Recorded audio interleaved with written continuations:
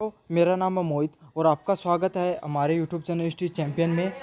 तो जो अगला प्रश्न है, असहयोग आंदोलन के कारण स्वरूपों और प्रभावों को समझाइए। काफ़ी ज़्यादा महत्वपूर्ण प्रश्न है, आपके सामने ये प्रश्न जरूर से देखने को मिलेगा आपके एग्जाम में। तो बस आपको क्या करना है, इस वीडियो को पूरा देखना है, चैनल को सब्सक्राइब कर देना है, वीडियो को लाइक कर देना है और अपने दोस्तों को जरूर से शेयर कर देना है। और अँ को पढ़ा दूंगा मैं पहले हूँ थे थारा नाम भूल जाओगा, लेकिन असहयोग आंदोलन तो आज के बाद में तो भूलूंगा नहीं।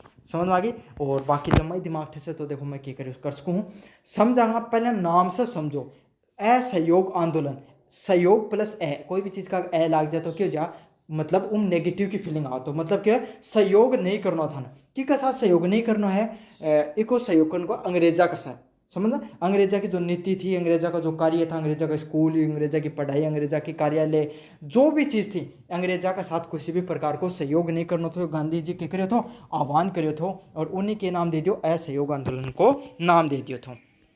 ये आंदोलन की शुरुआत महात्मा गांधी करी, यो था सब ने बेरक कद करी 1920 का शुरुआत में की आंदोलन की शुरुआत हुआ है।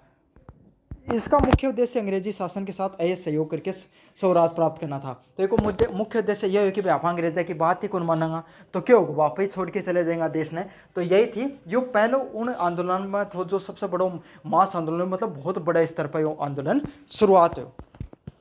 प्रमुख कारणों की बात करें, सबसे पहला इसका जो कारण बनता है, इसको भाई कोई भी चीज़ शुरू होने से पहले को कोई कारण तो होना चाहिए नहीं तो कोई चीज़ शुरू हो सके। तो इसको कारण क्या था, रोलेक्ट एक्ट। तो 1919 के अंदर एक एक्ट आयो, इको नाम के थो रोलेक्ट एक्ट थो। इम के थो कोई भी भारतीय व्यक्ति है ऊपर बिना मुकदमा लगाया ऊपर क्या करी जा सको, गिरफ्तारी कर सका। मतलब आया कोई आदमी ज़्यादा वो नेतागिरी कर तो पकड़े, बोले आ जाओ पकड़ लो, कोई जरूरत को नहीं मुकदमा लगाने की, कोई जरूरत को नहीं वारंट दिखाने की, आओ पकड़ो और जेल में ठूस दो। कोई ऊपर ना तो प्रकार की कोई प्रकार को ट्रायल दियो जागो, ना प्रकार को कुछ बताने की जरूरत थी। और असीमित काल के लिए क्या कर जा सको, कैद करके रखा जा सका है। तो यो रोलेक्ट एक्ट 1919 को लिया। तो अब यो कोई नियम थोड़ी होगो, यहाँ तो कोई ने भी पकड़ के अंदर डाले कर दियो जा सका है। तो इसका विरोध में असहयोग आंदोलन है वो शुरू करेगा। तो फिर क्या हो, ये रोलेक्ट एक्ट का कारण जो बहुत बड़ो विद्रोह देखने मिलो पंजाब या अलग अलग क्षेत्र में। तो पंजाब को अमृतसर जगह ही उठे के एक जनसभा हुई बहुत बड़ी, और कठे जलियावाला एक बाग थो उका मायने। अब को एक ही गेट हो, तो अब क्या अंग्रेज तो डर गया, बोले बहुत बड़ी जनसभा हो रही है। तो जनरल डायर पूछो और गोली चलाने का के दे दिया, आदेश दे दिया। तो उठे अपना बहुत सा जो जनसेनानी था, भारतीय नागरिक था, बकी होगा था, शहीद होगा था। तो उस समय एक विरोध के जताने के लिए भी 13 अप्रैल 1919 में जो नरसंहार करे गए थे जनरल डायर के द्वारा, उसके लिए भी ये जो असहयोग आंदोलन की शुरुआत करी गई थी।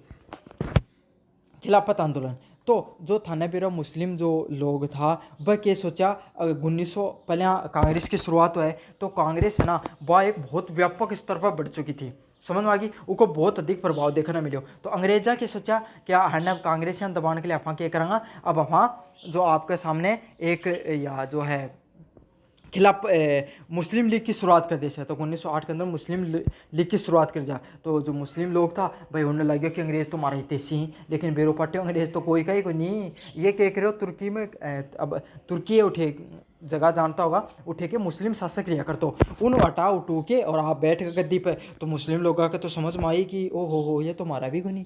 तो खिलाफत मूवमेंट, फिर ये जो मुस्लिम लोगों के द्वारा जो आंगा खा थे, इनके द्वारा जो आंगा खा मोहम्मद अली और शौकत अली, तो इन्होंने क्या किया, इन्होंने एक जो मूवमेंट शुरुआत की खिलाफत मूवमेंट, जिसमें क्या हुआ, इसमें यह था कि वो जो तुर्की थे उसको खलीफा की पदवी वापस लौटाई जा सके। लेकिन क्या अंग्रेज कोई बात थोड़ी मान लेता, ना ना एक और मानी बात है। तो ये क्या करो, असहयोग आंदोलन में अपना खिलाफत मूवमेंट की शुरुआत कर दी। मतलब ये मूवमेंट ने, ये आंदोलन ने मुस्लिम लोगों को भी समर्थन मिले थे। अगले वाला पॉइंट है उपनिवेशिक दमनकारी नीति। तो प्रेस, सभा और अभिव्यक्ति की स्वतंत्रता पर नियंत्रण। तो अंग्रेज अब धीरे धीरे क्या समझ में आ रही थी अंग्रेजा का कि अब क्या है कि ये भारतीय लोग ही ना अनपा ज़्यादा दिन राज कौन कर सका। तो ये क्या करने लगा, भाई कोई आदमी है अब ऊपर सूचना ही नहीं पूछेगी कि भाई फलानी जगह ऐ को गलत काम हो, तो आदमी सूचना कौन पूछेगी, तो लोग आक्रोशित क्यों नहीं होंगे। तो ये क्या करो, प्रेस मतलब न्यूज़पेपर, सभा, जो बड़ी बड़ी सभाओं ने होने पे, और अभिव्यक्ति की स्वतंत्रता पर ये क्या कर ली, नियंत्रण करना शुरू कर दिया। अगले वाला पॉइंट है आर्थिक शोषण। इनके द्वारा कृषि, उद्योग, व्यापार पर ब्रिटिश करों की नीतियों से व्यापक हानि हुई। तो जो आर्थिक शोषण के लिए मतलब लोगों पर कर के करो, कृषि पर बहुत अधिक कर लगा दियो, उद्योगों पर कर लगा लियो, भारत में क्या कर जो नील वगैरह की खेती करा लेता, सस्ता दरा पर चीज़ खरीद लेता, ब्रिटेन में जाके उद्योगों या आपका उद्योगों में चीज़ निर्माण करके भारत में बेच देता। तो इससे क्या भारत की अर्थव्यवस्था पर लगातार चरमराती चली गई। इसलिए भी असहयोग आंदोलन की शुरुआत करी गई। तो मुझे उम्मीद है कि सारी चीज़ें समझ में आ गई होगी आपको। पहला कारण था रोलेक्ट एक्ट, दूसरा था जलियांवाला बाग, अगले वाला था, तीसरा पॉइंट था खिलाफत मूवमेंट, चौथा कारण था उपनिवेशवाद की जो दमनकारी नीति, मतलब जो नीतियाँ बनाई थी, और पांचवा पॉइंट था आर्थिक शोषण।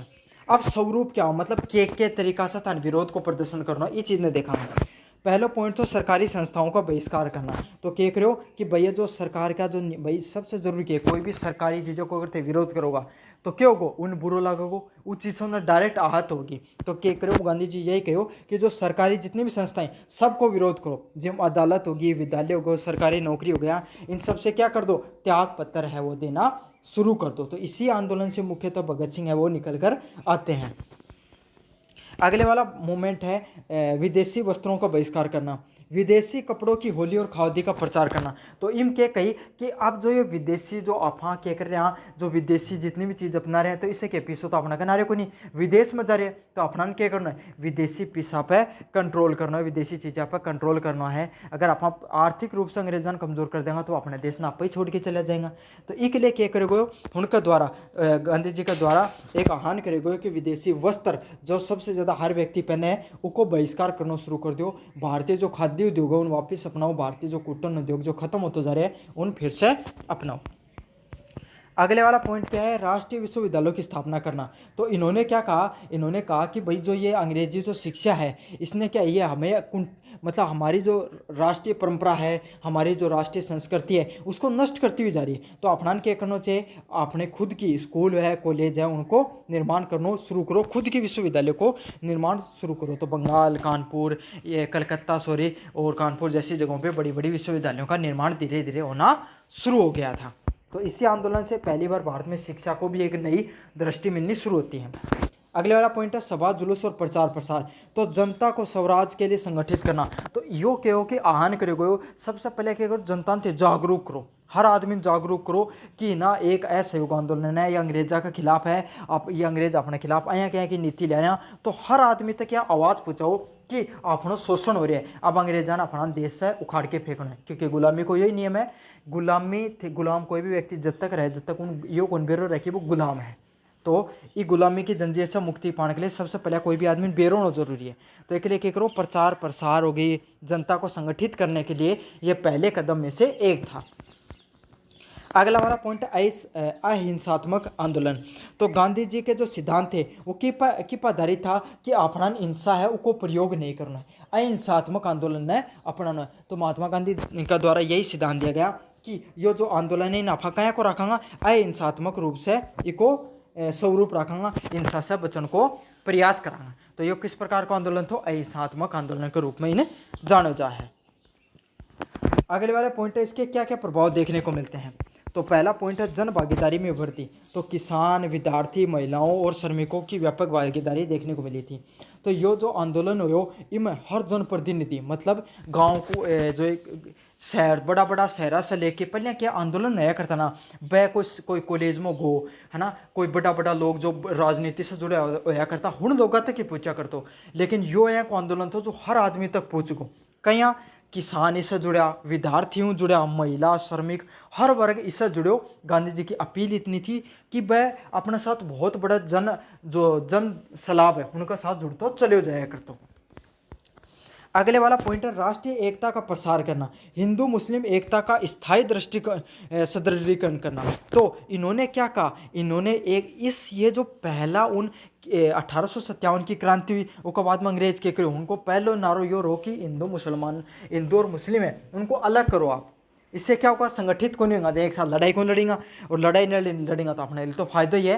तो ये उसके बाद में 1857 की क्रांति के बाद में एक ऐसा आंदोलन हुआ जहाँ पे हिंदू और मुस्लिम एक साथ आकर जिन्होंने कोई आंदोलन लड़ा अंग्रेजों के खिलाफ। क्यों, असहयोग आंदोलन के साथ खिलाफत आंदोलन है वो भी समर्थन मिलता है उसको भी। अगले वाला पॉइंट है आर्थिक प्रभाव, विदेशी कपड़ों की बिक्री में भारी गिरावट। तो ये चीज़ से क्या हुआ, जो भारत को उद्योग है उन्हें भी क्या बढ़ाव मिलो, तो इससे क्या हो, लोगों रोजगार भी मिलना शुरू हो। दूसरी बात क्या है, अंग्रेजन चोट यहाँ भी पूछी, क्योंकि जो उनको उद्योग था वह धीरे धीरे क्या होता चला गया था, कम होता जा रहा था। मतलब विदेशी लोग चीज़ कम खरीद रहा, तो आर्थिक रूप से भी अंग्रेजों ने चोट पहुँचाई गई ये आंदोलन के द्वारा। अगले वाला पॉइंट है राजनीतिक शिक्षा, जनता का अहिंसात्मक संघर्ष का अनुभव मिला और जनता ने पहली बार एक नयो प्रकार को, पहले लोगों ने तो बेरो कोई आंदोलन करना तो ठाओ लाठा बाठी और दो सिर में, तो पहली बार गांधी जी यह बतायो, देखो कोई अगर थे हिंसा कर रहे हो ना, फिर सामने वाली सरकार को ये मौका मिल जाता है कि वो भी हिंसा कर सकती है, वो भी आप पर क्या लाठी चार्ज कर सकती है, वो भी आप पर हिंसा का प्रयोग कर सकती है। लेकिन अब थे चुपचाप बैठ के आंदोलन कर रहे हो, तो इससे क्या हो, मौका ही कोई मिल रहा सामने सरकार ने कि बके करी हिंसा को प्रयोग करें। तो पहली बार दुनिया के सामने एक नयो कॉन्सेप्ट लेके आया गांधी, महात्मा गांधी अहिंसात्मक आंदोलन करके आयो, पहले भी थो, लेकिन इनको प्रचार प्रसारक व्यापक रूप से करने को कार्य कौन करो, महात्मा गांधी करो थो। अगले वाला पॉइंट है आंदोलन की समाप्ति करना। लेकिन होता क्या, 1922 में चोरा चोरी का हिंसक कांड हो जाता है। उसके बाद में गांधी जी ने अहिंसात्मक जो असहयोग आंदोलन उसको वापसी कर लेते हैं। अब क्या 1922 के अंदर क्या करेंगे, एक जनसलाब हो तो उठे कि एक बार लाठी चार्ज कर दिया जाए, तो जनता अब आक्रोशित हो जा और एक पुलिस की चौकी जला दी जाए, जिन कुछ पुलिसकर्मियों की मौत हो जाए अंग्रेजा की। तो इससे अब गांधी जी ने बेरो पाटा है, अब पक्की बात है लाठी पड़न वाली ही, तो क्या करेंगे, ये आंदोलन ने बंद कर दी ही। तो इस है कि वह बहुत उठे से कि जो शहीद भगत जो आजम हैं भगत सिंह, वो यहाँ से निकलते कि उन्हें हाथ लगता है कि भाई आंदोलन इतना व्यापक स्तर पर जा रहे तो, और इन्हें अचानक से बंद कर दिया गया। तो उसका बाद में अपना एक अलग रूप अपना ली हिंसात्मक, जो मतलब एक अलग तरीका से आंदोलन क्रांति के रूप में आंदोलन ने शुरू करने के लिए। तो ये इसकी समाप्ति कब देखने को मिलती है, 1922 में चोरा चोरी हिंसक कांड के बाद में देखने को मिलती है।